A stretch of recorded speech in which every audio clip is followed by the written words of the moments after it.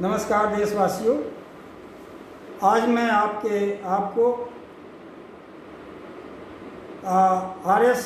मौर्य जो बनारस के प्रतिष्ठित एमबीबीएस हैं और काफ़ी भीड़ से दौड़ से गुज़र रहे हैं, अति व्यस्तता के काल में मैंने उनसे कुछ देश के गरीबों के लिए, जो मजदूर हैं उनके लिए, जो आदिवासी लोग हैं, महिलाएं हैं, उनके लिए मैं आपसे ये जानने आया हूँ कि अपने देशज तरीके से वो कैसे अपने घरों में रह कर के कैसे इस कोरोना काल में अपने आप को सुरक्षित रख सकते हैं।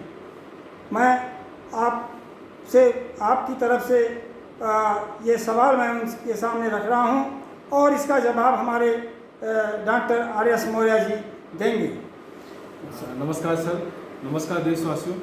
जैसा कि आप सब देख रहे हैं कि हम सब इस विशाल कोरोना महामारी से जूझ रहे हैं और हर घर, हर जिला, हर प्रदेश और देश का हर कोना कोना में बीमारी बहुत तेज़ी से बढ़ता हुआ जा रहा है। जैसा कि आप सब देख रहे हैं कि जिस बीमारी का जो विकराल स्वरूप है और जो हमारी व्यवस्थाएं हैं, कहीं उसके सामने बिल्कुल बौना साबित हो रही है।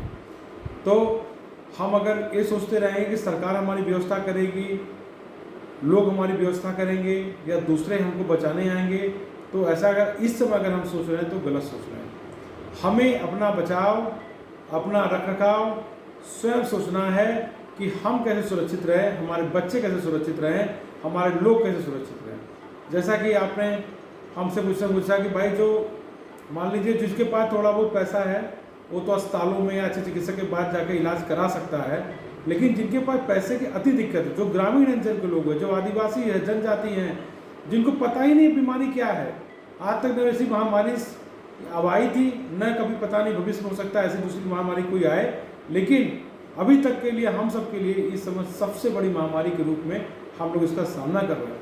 तो सबसे पहले ग्रामीण अंचल के आदिवासी और जनजाति भाई बंधुओं से निवेदन है कि कोरोना की महामारी को समझना है, कोरोना से इनकार नहीं करना है, कि आप ये न सोचें कि ये कोई महामारी नहीं है, ये ऐसा कोई बात नहीं है, ऐसा कैसे हो सकता है, ऐसा तो कभी हुआ नहीं, सर्दी खांसी जुकाम बुखार तो सबको होता है, तो आज कौन सी नई बीमारी आ गई, ऐसा आप कतई न सोचें। ये वही सर्दी खांसी जुकाम बुखार है जो आपको पहले से होता हुआ है, लेकिन जो पहले सर्दी जुकाम बुखार होता था वो वायरस हल्के थे, वो वायरस कमज़ोर वायरस हुआ करते थे। आज ये सबसे खतरनाक और रिसर्चों में जैसा पाया जाएगा, हमारे बहुत सारे वैज्ञानिकों ने पता लगाया है, बहुत सारे चिकित्सकों ने पता लगाया, ये जो वायरस आया है ये म्यूटेंट वायरस है।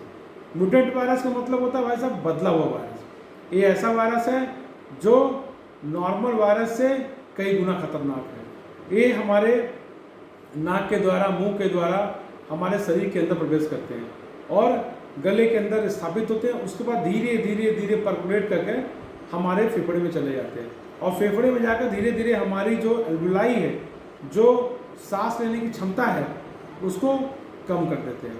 तो व्यक्ति को धीरे धीरे ऑक्सीजन कमी होने लगती है। अब जब ऑक्सीजन कमी होने लगती है तब क्या होता है, आदमी अस्पताल को भागता है। अब अस्पतालों में आप देख रहे हैं, जहाँ कि आपने देखा कि देश में अभी अब तक हमें 1000 मीट्रिक टन ऑक्सीजन की जरूरत थी। जो पहली लहर आई थी हमें 2000 की आवश्यकता थी, 2000 मीट्रिक टन।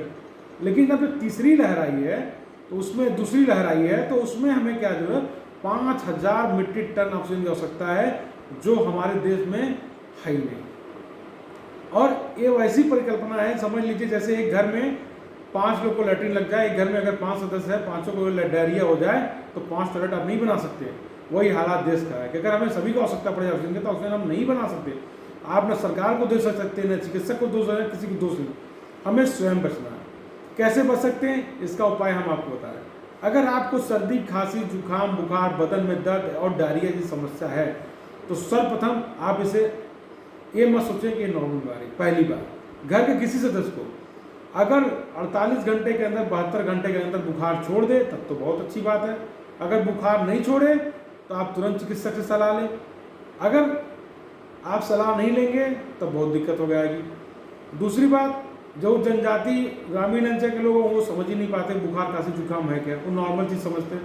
तो उनके लिए यही उपाय है कि वो काढ़ा, तुलसी, अदरक, गिलोय, गुरूच का काढ़ा बनाकर सुबह शाम अपने प्रियजनों को, अपने बच्चों को, अपने परिवार के बीच में उसका सेवन करें।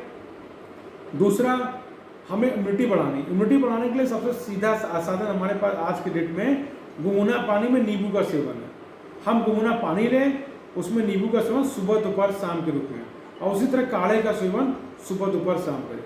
इससे हमारी इम्यूनिटी भी बढ़ेगी और हमारे नाक और मुंह के द्वारा जो वायरस हमारे गले तक पहुंच गया वो भी लगभग उचित टेम्परेचर के कारण किल हो जाते हैं। ज़्यादातर वायरस मर जाते हैं, वो फेफड़े में नहीं पहुंच पाते। इसके साथ हमें खान पान में क्या है, खान पान में ज़्यादातर हरी सब्जियां लेना, दूध लेना, दलिया लेना, अंडे लेना है और ताज़े फल लेना। फल फ्रिज में रखा हुआ ना हो, ताज़ा फल की बात करूँ मैं, फ्रिज से कोई आइटम नहीं खाना है। और प्रयास करें कि हमारा टेम्परेचर जैसे आइसक्रीम है, कोल्ड ड्रिंक है और इसके बाद फालूदा है, एसी, इसका प्रयोग जितना हो उतना कम करें, क्योंकि आप ठंडे चीज़ों का जहाँ प्रयोग करें आपके गले में वायरस मौजूद है। हम सभी के अंदर गले में कोरोना वायरस नाक के मुंह के द्वारा वायरस को जा रहा है, क्योंकि ये वायरस हमारे हवा में है, हवा के माध्यम से हमारे शरीर के अंदर प्रवेश कर रहा है। तो अगर आप आइसक्रीम, कोल्ड ड्रिंक या फ्रिज के पानी पी लेते हैं या एसी में सो जाते हैं, इससे आपके गला में तुरंत ठंडे का असर होता है और वो गला चुभ रहा है। वो वायरस की जो बढ़ने की क्षमता है 10 गुना तरीके से अपना डिवीजन करता है, 10 गुने तरीके से अपनी वृद्धि करता है और तुरंत वो गले को जाम करता है, फिर फेफड़े पर अटैक कर देता है, फिर तुरंत ऑक्सीजन कमी आती है। इसीलिए बंधुओं, एक निवेदन है कि आप काढ़ा सुबह दोपहर शाम पिए, गुनगुना पानी में नींबू लेते रहें, इसके साथ हरी सब्जियाँ, दूध, दलिया, अंडा और साथ में जो ताज़े फल लें और एक दूसरे की दूरी बना कर रखें, कम से कम 2 मीटर की दूरी रखें और मास्क का प्रयोग जरूर करें। अगर आप भीड़ भाड़ स्थानों से बचेंगे तो जीवन बच जाएगा, भीड़ भाड़ के स्थानों पर जाएंगे तो जीवन का रिस्क लेकर जाना पड़ेगा।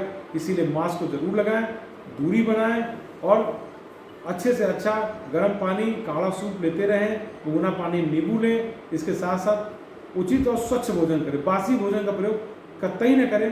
बुखार होने पर सबसे पहले कॉल लें, अगर बुखार उतर जाता है तो ठीक है, नहीं 72 घंटे का अपने आसपास किसी भी चिकित्सक को अपनी बातें जरूर बताएं। सरकार के द्वारा RT-PCR हर जिले में हर ब्लॉक पर हो रहे हैं, तो अगर आपको 3 दिनों 4 दिनों से ऊपर अगर बुखार खांसी नहीं छोड़ा है, आप तुरंत अपना RT-PCR करें। सरकार के द्वारा बनाई हुई दवाएँ हैं, मिनिमम दवाएँ हैं, वो दवाई मैं अभी आपको व्हाट्सएप शेयर कर दूंगा, या तो आप गवर्नमेंट की साइट से ले सकते हैं या हर ब्लॉक पर अवेलेबल है। आप जाएँ, तुरंत इलाज कराएं। कोरोना से हमें लड़ना है, इससे भागना नहीं है। अगर आप जितना भागेंगे पीछा नहीं छोड़ेगा, आपको अनजाने में आपके परिवार के अंदर, घर के अंदर फैल जाएगा, फिर जीवन बचाना बड़ा मुश्किल हो जाएगा। जय हिंद, जय भारत। बहुत अच्छी जानकारी आपको मिली है। इसमें खास बात इन्होंने डॉक्टर साहब ने कहा कि ठंडी चीज़ कोई भी फ्रिज की नहीं लेनी है, न बाहर की लेनी है, न अंदर का जो फ्रिज है उसके अंदर का लेना है। ताज़ी सब्जी लेना है और जो साधारण तरीका था आपने बताया। और विशेष और कुछ जानना चाहते हैं तो हम डिस्क्रिप्शन में डॉक्टर साहब का नंबर दे देंगे। जो इन्होंने दवाओं की बात की है वो दवाओं का भी उसमें हम जिक्र कर देंगे। आप सब्सक्रिप्शन में जा कर के आप उसको ले सकते हैं। और भी कोई सवाल है तो आप YouTube के माध्यम से आप कमेंट करेंगे, ताकि हम फिर से डॉक्टर साहब के पास आकर के आपके सवालों के जवाब में आपसे हम फिर कुछ जानना चाहेंगे। धन्यवाद।